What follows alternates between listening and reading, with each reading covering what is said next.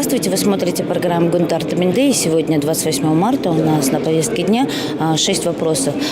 Сегодня у нас заседание началось после утверждения проекта повестки дня с заявления одного из членов фракции «Республика Атадюрт» Курманкула Зулушева с резкой критикой в адрес деятельности правительства. В частности, он основывал свое заявление на проблемах, в том числе на существующей коррупции в сфере энергетики. Она не говорит о том, что какая-то часть парламентариев хочет отправить в отставку правительство? Ну, я не знаю вопрос про отставку, но я же тоже выступил, потому что там было заявление по комиссии по ТЭЦ, что комиссия по ТЭЦ, есть сомнения в ее работе. Я сам являюсь членом комиссии, поэтому я сказал, что это преждевременно. У нас сроки еще есть несколько дней. Мы завершим, и результаты работы нашей рабочей группы по ТЭЦ мы предъявим парламенту. А когда будут результаты работы комиссии? Так, в понедельник у нас заседание. Мы приглашаем тех лиц, которые были причастны к подписанию этих документов. Это включая премьер-министра, это Сатыбалдыев тогда был премьер-министром, Оторбаев вице-премьер, министры, кто имел отношение к подписанию. И после того, как мы выслушали мнение, во вторник мы приглашаем уже депутатов, кто ездил в Китай по этому вопросу, услышать их мнение. И во вторник мы уже подытожим все результаты. А по результатам работы комиссии не может быть вынесено решение об целесообразности деятельности данного состава правительства? Ну, я не знаю, если они имели причастность, были причастны к этому вопросу, посмотрим. Нет, исходя из сегодняшней текущей ситуации, не только исходя из того, что было тогда при заключении соглашения. Я вам сразу скажу, что деятельность энергохолдинга – это ниже всякой критики. Это мое сугубо личное мнение. Здесь руководство энергохолдинга должно понести прямую ответственность за это. И те люди, кто докладывал, что правительство готово к осенне-зимнему периоду, к ним тоже будут большие вопросы. Как вы думаете, сейчас работа комиссии будет подведена? Нужно ли дать оценку не только нынешнему составу правительства, но и тому, который был у руля, работал в тот момент при заключении контракта с китайской стороной? Сегодня мои коллеги действительно высказали свое мнение по энергосектору. Действительно, у нас энергосектор, он должен быть прибылеобразующим. Наша экономика он должен поднимать. Но, к сожалению, сегодня, как мы видим, энергохолдинг тоже ничего не делает. Вот зимой была с ТЭЦом большая проблема. Кризис, можно сказать. Действительно, энергосектор сейчас в кризисе. Все энергокомпании, они сейчас в убытке работают. Так не должно быть, правильно? Это же они монополисты, они единственные предприятия, которые электроэнергию продают, правильно? Они должны сегодня действительно кардинальную реформу сделать. Не просто реформу, кардинальную реформу сделать. И энергосектор, он должен быть для Кыргызстана локомотивом. И действительно, комиссия сейчас работает, коллеги.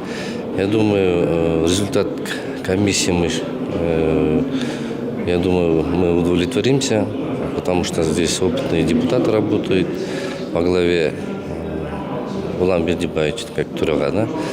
И я думаю, результат будет хороший, ожидаемый. И здесь все должны ответить за то, что произошел такой кризис. И также были ли, здесь вопрос задается, были ли потрачены деньги в правильное русло, да? Я думаю, здесь комиссия выявит, и все должны, те или действующие руководители, да, в те времена, которые подписаны договора с компанией, с китайской, все должны ответить. Нести ответственность. Нести ответственность. Все обязательно должны отвечать за свое деяние. В этой отрасли надо наводить порядок. Мы видим, как народ реагирует на это все. Мы видели февральские события, когда наши дети мерзли. Поэтому в этой отрасли надо однозначно наводить порядок. Даже нет сомнений. Поэтому сегодня Зулушев выступил, мы его поддерживаем однозначно. Вот будут на следующей неделе подведены итоги работы депутатской комиссии. Можно ли на основании этого, используя контрольную функцию парламента, уже рекомендовать или обязать правительство принять меры для решения проблем в энергокомплексе? Однозначно, потому что это наша функциональная деятельность. Мы как законодатели, мы должны обязать правительство, чтобы какие меры будут приняты. Я думаю, что депутатская комиссия полностью разберется и сделает объективную оценку. Я думаю, в этом плане мы эти вопросы будем решать. Сегодня в повестку дня вошел законопроект, который вы инициировали, являетесь тоже одним из основных инициаторов, о переводе и трансформации земельных участков. Что это за законопроект? Там будет трансформирован ряд участков вокруг города Бишкек. Это тот законопроект? Нет, это другой законопроект. Это законопроект о пастбищах. Ранее пастбища относился менее ценным категориям земель. Сейчас мы его хотим перевести на более ценную категорию. Это означает, что судьбу пастбищ будет решать правительство. А раньше пастбищами занимались местные госадминистрации. То есть трансформации пастбищ делали местные госадминистрации. То есть делегирование вот этой ответственности за проведение трансформации будет передано правительству. Да. Не усложнит ли это, не забюрократизирует ли это? Мы хотим именно этого, чтобы там контроль был жестче, чтобы порядок был. А то на местах, в некоторых районах это превратили в бизнес, да, можно сказать.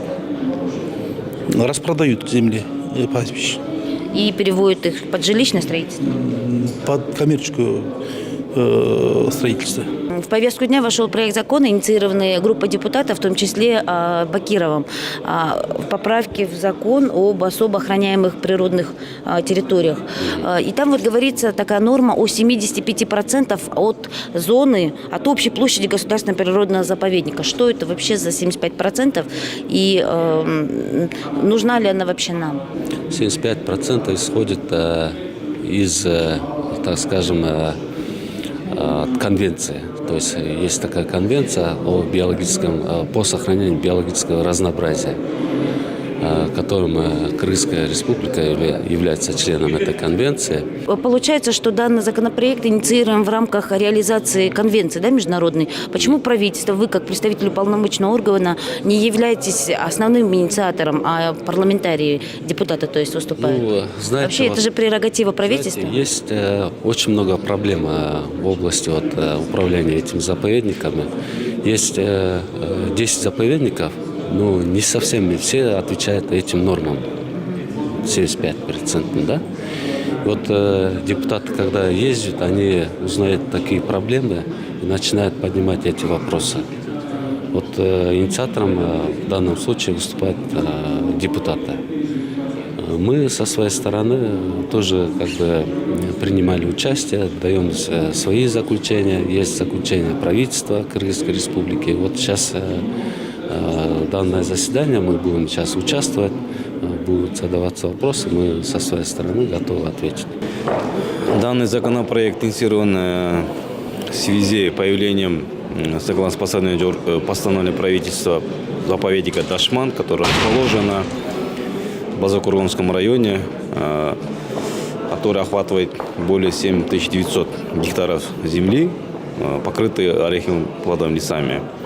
Местным населением есть конфликт с представителями следственного хозяйства, работниками. В связи с этим данный законопроект появился. Мы хотели, чтобы был доступ свободный местным населением. Вообще заповедник охватывает 3 вида категорий. Это первое ядро, охраняемая и буферная зона. В действующем законодательстве прописано, что ядерная зона не должна быть не менее 75%. Я после долгих обсуждений с представителями Академии наук и другими экспертами, я согласился, что оставить в таком же редакции ядерная зона не менее 75%. Но дальнейшая, например, судьба заповедника Дашман, я думаю, решим совместно с правительством изменение, может, статуса не заповедник, а может статус дадим национального парка. Вот тогда будет доступность и местного населения. Я думаю, будет компромиссное решение. И на этом программа Гюнтар Тебенде завершена. Сегодня у нас, я напоминаю, 6 вопросов, 6 проектов законов, которые депутаты рассматривают достаточно детально с присутствием представителей правительства. Более того, у нас в Сенак Диор Кенеша проводится ряд встреч. Туряга сегодня у нас встречается с депутатами местных Кенеша Аксийского района. Депутат Букоев встречается с представителем местной Кенеши из Таласской области. Более того, сегодня достаточно интересный круглый стол у нас проходит на первом этаже в западном зале. Круглый стол по созданию платформы «Активное долголетие в Кыргызстане». Напоминаю, инициатором данного мероприятия и создания данной платформы является депутат Артыкбаев. И на этом у нас программа Гюнтар Тебенде завершена. Спасибо вам большое. До свидания.